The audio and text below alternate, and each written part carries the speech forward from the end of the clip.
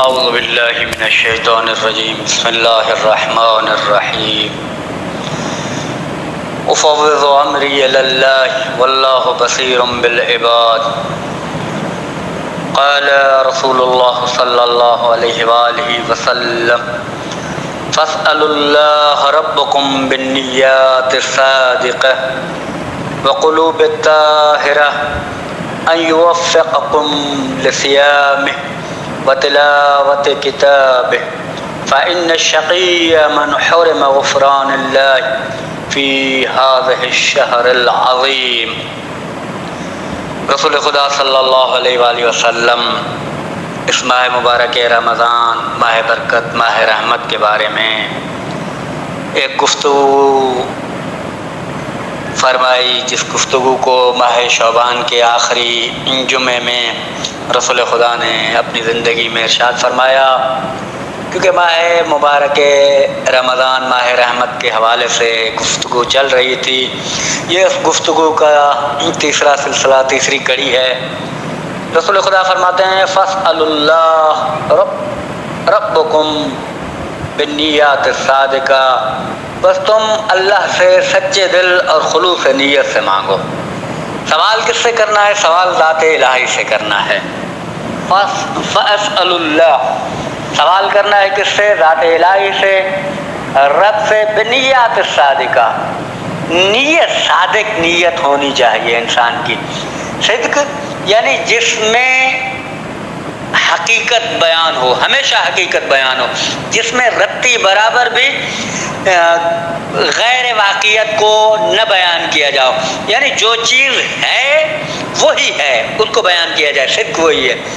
اگر اس میں تھوڑا سا شائبہ آ جائے کس کا؟ دوسری یعنی حقیقت نہ ہو، مفروضہ ہو اس کو، تو وہاں پہ صدق نہیں آئے گا۔ پھر وہاں پہ کیا ہے؟ کذب یا شبہ بیان کیا جائے گا کہ مجھے یہاں پہ یہ شبہ ہو رہا ہے، یا وہ کذب کی طرف چلا جائے گا، جھوٹ کی طرف چلا جائے گا۔ بنیات صادقہ، اب یہاں پہ نیت دکھائی نہیں جا سکتی، لیکن کیا ہے؟ انسان نیت صادقہ کے ذریعے کیا ہے؟ خداوند عالم سے سوال کرے۔ وقلوب طاہرہ، اور طاہر قلبوں کے ساتھ، یعنی جس میں ذرہ برابر بھی نجاست نہ ہو، نہ حسد ہو، نہ بغض ہو۔ یہ نجاست جو ہم نجاستیں جو توضیح المسائل میں بیان کی جاتی ہیں، وہ نجاستیں ایک جگہ پہ ہیں، لیکن کچھ نجاستیں ایسی ہیں جو انسان کے وجود کو ترقی کرنے سے روک دیتی ہیں۔ جھوٹ کی نجاست جو ہے، اور غیبت کی نجاست جو ہے، بغض کی، حسد کی، یہ نجاستیں انسان کے وجود کو، اندر کو، انسان کے باطن کو کیا ہے؟ وہ ترقی کرنے سے روک دیتی ہیں۔ کچھ چیزیں ایسی ہوتی ہیں، خون ہے، پیشاب ہے، پاخانہ ہے، جو نجاست ظاہریہ ہیں، وہ انسان کے عملوں کو، یعنی اگر نجاست لگ گئی ہے، کپڑا نجس ہو گیا ہے، یا وہ انسان کا بدن نجس ہو گیا ہے، اس کو پاک کیا جا سکتا ہے۔ کس کے ذریعے سے؟ پانی کے ذریعے سے، جو پاک کرنے والی چیزیں ہیں۔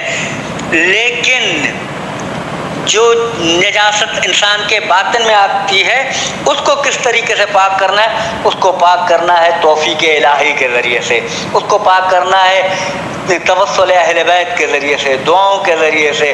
اگر حقوق اللہ ہیں تو خداوند عالم کی بارگاہ میں بندہ جائے، اس سے راز و نیاز کرے، توبہ کرے، روئے، گڑ گڑائے، وہاں سے معافی مانگے۔ اگر حقوق العباد ہیں تو انسان کو چاہیے کہ اس بندے کے پاس جائے، عبد کے پاس جائے، بھائی میں نے آپ کی غیبت کی ہے، مجھے معاف کر دیں، بھائی میں نے آپ پہ تہمت لگائی ہے، مجھے معاف کر دیں۔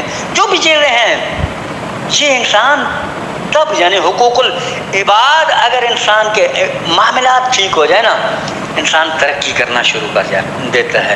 اگر معاملات ٹھیک نہ ہو تو انسان تنزلی کی طرف آتا ہے، اتنا تنزلی کی طرف آ جاتا ہے کہ بل ہم ازل کی مصداق پہ آ جاتا ہے کہ یہ تو اب کیا ہے؟ جانور بن گئے۔ نہیں، قرآن کہتا ہے جانور سے بھی بدتر بن گیا ہے۔ بل ہم ازل کے مصداق پہ آ جاتا ہے۔ جب بل ہم ازل کے مصداق پہ آتا ہے، پھر انسان کیا ہے؟ پتہ ہی نہیں چلتا کہ وہ کتنا آگے جا رہا ہے۔ اس مرحلے میں وہ قسی القلب ہو جاتا ہے، اس کو کوئی فرق نہیں کرتا کہ میں کس پہ تہمت لگا رہا ہوں، کس کے لیے بات کر رہا ہوں، کس کی غیبت کر رہا ہوں، اس کو کوئی فرق نہیں پڑتا۔ پھر انسان کیا ہے وہاں پر یعنی ایسے بنبست میں جا کے پھنس جاتا ہے جہاں سے پلٹنا انسان کے لیے مشکل بن جاتا ہے۔ ہاں خداوند عالم کی توفیق ہو جائے، محمد و آل محمد کی نظر کرم ہو جائے تو انسان پلٹ سکتا ہے۔ نا امیدی نہیں کرنی چاہیے کہ میں نے اتنے گناہ کر دیے، یہ ہو گیا وہ ہو گیا، لیکن اللہ کی رحمت کی امید پہ انسان گناہ کرے یہ بھی نہیں کرنا چاہیے۔ اگر ہو جاتی ہے خطا، ہو جاتی ہے غلطی، پھر کیا خداوند عالم یعنی میں گناہ کر رہا ہوں، اللہ رحمان و رحیم ہے، مجھے معاف کر دے گا، یہ کہاں؟ یہ تو جرت پیدا کرے ہو۔ امام زین العابدین علیہ الصلوۃ والسلام کا ایک جملہ ہے کہ ایک انسان یہ سمجھتا ہے کہ خداوند عالم مجھے دیکھ رہا ہے پھر بھی گناہ کر رہا ہے، یعنی اس کے مقابلے میں آ رہا ہے۔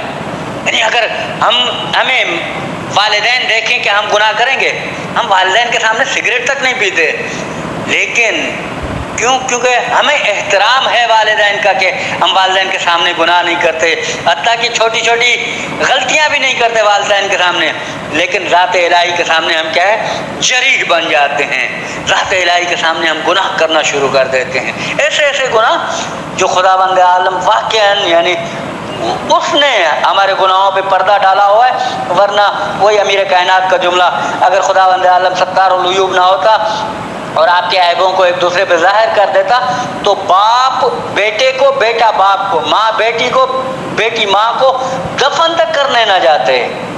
خداوند عالم نے ہمارے گناہوں پر، ہماری غلطیوں پر پردہ ڈالا ہوا ہے، یہ خداوند عالم کی رحمت ہے، یہ خداوند عالم کی کرم ہے، خداوند عالم کا ہم پہ کرم ہے، لطف و کرم ہے۔ اور واقعاً کیا ہے ہمیں سوال کرنا چاہیے اللہ سے نیت صادق کے ساتھ، قلب طاہر کے ساتھ، اور اللہ سے توفیق لینی چاہیے لصیام ہی۔ کس کی توفیق لینی چاہیے؟ روزے کی۔ خداوند عالم ہمیں توفیق دے کہ ہم اس ماہ مبارک میں روزہ رکھ سکیں، اور روزہ فقط بھوک کا نام نہیں ہے، آنکھ کا روزہ ہو، ہاتھ کا روزہ ہو، کان کا روزہ ہو، زبان کا روزہ ہو، یہ روزہ کام کا ہے۔ اگر وہ بھی یعنی یہ پہلا اسٹیپ ہے کہ انسان جو ہے وہ صبح کی اذان سے لے کر مغرب کی اذان تک کیا ہے بھوکا پیاسا رہ رہا ہے، تو وہ بھی ایک پہلا قدم ہے، لیکن یہ جو حقیقت ہے روزہ یہ ہے کہ آنکھ کا روزہ ہو، نامحرم کی طرف آنکھ نہ اٹھے، زبان کا روزہ ہو، جھوٹ غیبت نہ ہو، کان کا روزہ ہو کہ غیبت نہ سنے، گانے نہ سنے، اور ہاتھ کا روزہ ہو ظلم نہ ہو، پاؤں کا روزہ ہو ظلم کی طرف نہ بڑھے، یعنی یہ چیزیں بہترین ہیں۔ اور توفیق ہو تلاوت کتاب کی، یعنی تلاوت کتاب کی توفیق کیا؟ یعنی ایک کتاب الہی، قرآن الہی کی جو آیاتیں پڑھی جا رہی ہیں اس سے ہدایت طلب کی جائے۔ مالک میں آپ سے ہدایت چاہتا ہوں، کس بارے میں؟ اس کتاب الہی کے ذریعے سے میری ہدایت ہو، کیونکہ رسول خدا کی جو آخری وصیت ہے وہ کمال کی وصیت ہے، انی تارکم فیکم الثقلین کتاب اللہ و اطرتی۔ ایک کتاب الہی، دوسری اطرت، ان دونوں کو میں آپ کے درمیان میں چھوڑے جا رہا ہوں۔ کتاب الہی کے ذریعے سے انسان توفیق لیتا ہے، اور آل رسول کے ذریعے سے انسان توفیق لیتا ہے۔ کتاب الہی کو اپنا وسیلہ بنائے اور آل رسول کو اپنا وسیلہ بنائے تو انسان رحمت الہی کے، برکت الہی کے، مغفرت الہی کے زمرے میں آ جاتا ہے۔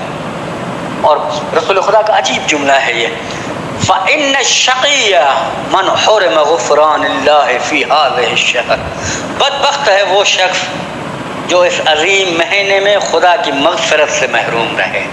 کیونکہ وہی امیر کائنات کا جو پہلے درس میں بیان کیا گیا جملہ کہ مجھے تعجب ہوتا ہے اس انسان پہ جو رحمت الہی، اتنی وسیع رحمت الہی ہے، پھر بھی اس رحمت الہی سے بچ کے وہ جہنم کی طرف جا رہا ہے۔ یعنی رحمت الہی ہر مخلوق پہ پڑ رہی ہے، کتنا بدبخت ہے وہ انسان جو اس مہینے میں بھی رحمت الہی سے، مغفرت الہی سے محروم رہے۔ کیونکہ اس مہینے میں ملائکہ، تمام مخلوقات انسان کے لیے استغفار کر رہی ہے، عبد الہی کے لیے استغفار کر رہی ہے، پھر بھی انسان کیا ہے ایسے ہی چلا جائے اور اسی مہینے میں ذات الہی سے کچھ بھی حاصل نہ کرے، واقعاً وہ بدبخت ترین انسان ہے۔ اور روزے کا جو اجر ہے وہ ذات الہی ہی دے سکتی ہے۔ کیوں؟ کیونکہ اسی جگہ پہ جملہ ہے بنیات صادقہ، کیوں؟ کیونکہ روزہ نیت صادقہ میں آتا ہے، قلب طاہرہ میں آتا ہے، اور اللہ کی توفیق کے ذریعے سے ہی حاصل ہوتا ہے۔ جب یہ چیزیں حاصل ہو جاتی ہیں تو خداوند عالم انسان کو مغفرت بھی دیتا ہے، رحمت بھی دیتا ہے، برکت بھی دیتا ہے، اور خداوند عالم کی دیتا ہے برکت بھی دیتا ہے، اور خداوند عالم کی مغفرت و رحمت و برکت کے لیے بھی خدا کے دروازے پہ آنا پڑے گا، محمد و آل محمد کو، قرآن کو لے کے آنا پڑے گا، اور یہی چیزیں ہوتی ہیں کہ شب قدر میں ہم دونوں یعنی قرآن و اہل بیت دونوں کو ساتھ لے کے ذات الہی کے پاس آتے ہیں، بارگاہ الہی میں آتے ہیں کہ مالک ہم بڑے گناہگار ہیں، ہم نے اپنے نفسوں پر ظلم کر دیا، ہم نے اپنے آپ پر ظلم کر دیا، مالک یہ قرآن و اہل بیت کو لے کے آئے ہیں، ہماری مغفرت فرما۔ اور خداوند عالم سے دعا ہے کہ خداوند عالم ہم سب کو اس مہینے میں اپنی رحمت و برکت و مغفرت کے سائے میں قرار دے، اور خداوند عالم ہمارے والدین کی حفاظت فرمائے، اور خداوند جن کے والدین اس دنیا میں نہیں ہیں خداوند عالم ان کے والدین کو جوار محمد و آل محمد میں جگہ عطا فرمائے۔ السلام علیکم ورحمۃ اللہ وبرکاتہ۔